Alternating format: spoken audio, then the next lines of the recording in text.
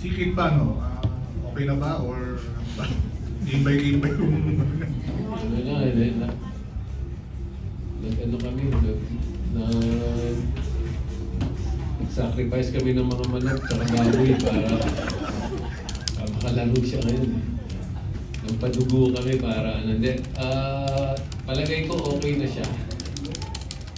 Very rare talaga yung nangyayaring ganun, so hoping na hindi na maulit. Pati siya, hindi niya naiintindihan kung anong mga nangyayari. So, pero ito yung namimiss namin eh. Sa akin, wala siya nung mga 3-4 na game yata tayo. Kung nandyan siya kahit pa paano, nakatulog siya. Kasi ngayon lang nakita natin kung ano yung kaya niya gawin. So, na-excite kami. No? May isa kaming big man na ternong-terno dun sa style ng laro namin. Can shoot threes, can post up, very aggressive. I think he's got 3 or 4 blocks today. So, wala ka nang hahanapin. Nandun na lahat yung hinahanap mo sa big man.